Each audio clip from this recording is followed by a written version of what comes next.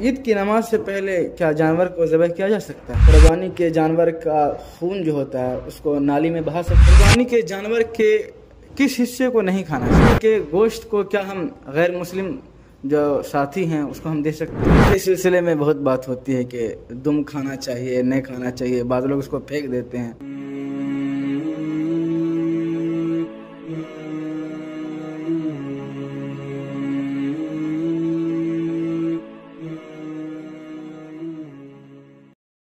اس وقت ہم موجود ہیں شیخ الحدیث حضرت مولانا مفتی الیاس صاحب قاسمی کے پاس، تاکہ ہم قربانی کے سلسلے میں چند اہم سوال کر سکوں، تاکہ عوام الناس اس کے ذریعے فائدہ اور استفادہ کر سکے۔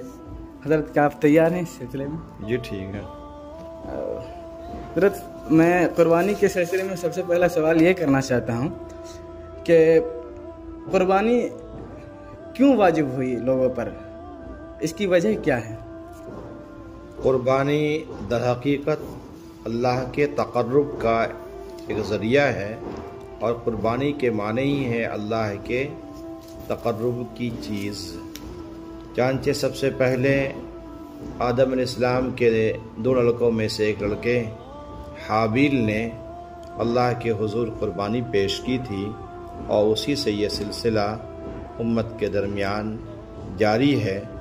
اور پھر اس کی تائید حضرت ابراہیم علیہ السلام نے اپنے فرزند کی قربانی، جس کو خواب میں دکھلایا گیا، پھر اس کے نتیجے میں دمبے کی قربانی ہوئی، اور پھر نبی پاک صلی اللہ علیہ وسلم نے اسے یہ کہا کہ یہ قربانی تمہارے جد امجد حضرت ابراہیم علیہ السلام کی سنت ہے، اور یہ اللہ کے تقرب کا بہت بہترین ذریعہ ہے۔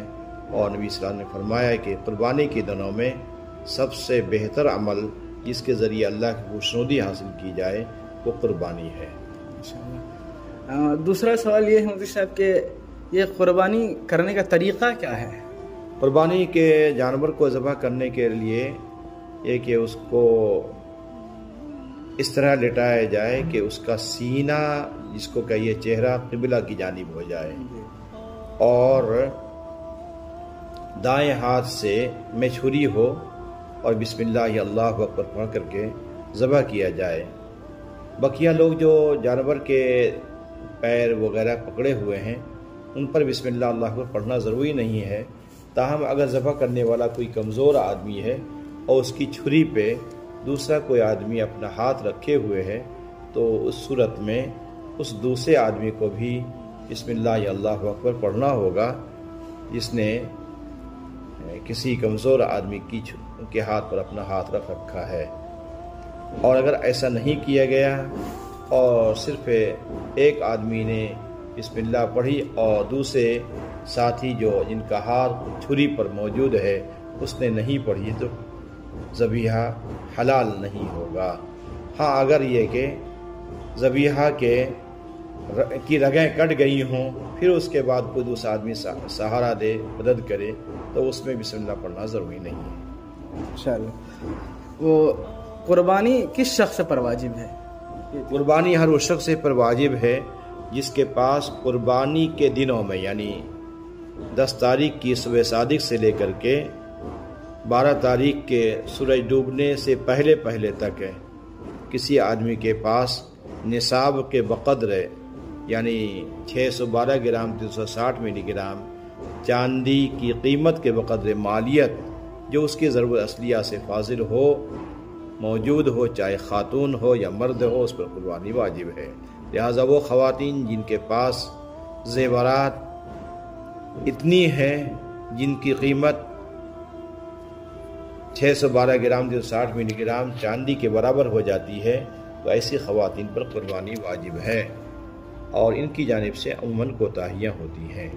اور اتنے بعض مرتبہ کے صاحب نصاب ہوتی ہیں، اس کے پاس اتنے زیور اتنے پیسے ہوتے ہیں کہ وہ اس پر قربانی واجب ہوتی ہے، لیکن وہ زور ڈالتے ہیں کہ نہیں آپ میری طرف سے قربانی کیجئے، تو کیا شوہر ان کی طرف سے قربانی کرے گا یا پھر عورت خود مختار ہوں گی اس سلسلے میں؟ یوں تو جس خاتون کے پاس زیور بقدر نصاب ہے قربانی واجب ہے اسی پہ، اب وہ اپنے مال سے قربانی کرے، واجب یہی ہے، لیکن ہمارے ہندوستانی معاشرے میں یہ ہے کہ عورتیں اپنے شوہر کی وہ کام کر دیتی ہیں جو ان پر واجب نہیں ہے، کپڑے دھونا گھر میں اور گھر کے بہت سارے کام و کاج ہیں جو عورتیں کرتی ہیں جو ان پر اسلامی نقطہ نظر سے واجب نہیں ہیں، اخلاقاً وہ کر رہی ہیں۔ تو جب بیوی مرد کی ان ذمہ داریوں کو ادا کر رہا ہے تو مرد کو بھی چاہیے کہ اپنی بیوی کے اس فریضے کو انجام دہی میں اس کی مدد کرے، یعنی اپنے مال سے اس کی قربانی کر دے۔ اچھا، چاند نکلنے کے بعد مونچھ، ناخن اور داڑھی کاٹنے کا کیا حکم ہے؟ جن لوگوں کا ارادہ قربانی کرنے کا ہے ان لوگوں کے لیے مستحب یہ ہے کہ چاند نظر آنے کے بعد سے لے کر ان کی قربانی ہونے تک بال ناخن وغیرہ نہ کٹوائیں۔ یہ حکم مستحب ہے، واجب نہیں ہے۔ عید کی نماز سے پہلے کیا جانور کو ذبح کیا جا سکتا ہے؟ ایسا کوئی بالکل چھوٹا سا گاؤں ہو جو شہر سے بالکل کٹا ہوا ہو اور وہاں جمعہ نہیں قائم ہوتا ہو، عیدین کی نماز بھی نہیں ہوتی ہو، تو ایسے چھوٹے گاؤں میں جو شہر سے کافی دور ہے اس میں قربانی صبح صادق کے بعد بھی جائز ہے۔ اور ایک مسئلہ ہمیشہ پھنستا اور ہم لوگ اس پر غور بھی نہیں کرتے ہیں کہ ہم لوگ بعض مرتبہ کیا کرتے ہیں کہ دوسرے کی زمین پر قربانی کر لیتے ہیں اس کی اجازت کے بغیر، تو اس پر کیا کہیں گا؟ دوسرے کی زمین پر قربانی نہیں کرنی چاہیے۔ جو بھی عبادت، قربانی بھی عبادت ہے، اس لیے اس کو اپنی زمین پر کرنی چاہیے۔ اگر دوسرے کی زمین پر کرنے کی نوبت آ جائے تو ان سے اجازت لے لیں، تاہم اگر اس کی اجازت لیے بغیر اس کی زمین پر قربانی کر لی تو قربانی ادا ہو جائے گی۔ اور قربانی کے جانور کا خون جو ہوتا ہے اس کو نالی میں بہا سکتے ہیں؟ قربانی کے جانور کے خون کو نالی میں بہا سکتے ہیں۔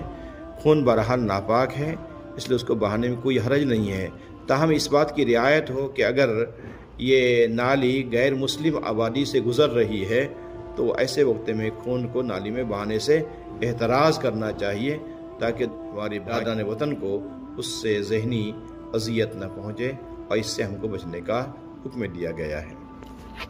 اگر کوئی شخص قربانی کی نیت سے کوئی جانور لیتا ہے اور وہ جانور گم ہو جاتا ہے تو کیا اس پر قربانی پھر سے واجب ہو جائے گی؟ اگر کوئی آدمی صاحب نصاب ہے اور اس نے قربانی کا جانور خریدا اور وہ قربانی کا جانور گم ہو گیا تو اس کے ذمے دوسرا جانور خریدنا اور قربانی کرنا واجب ہے۔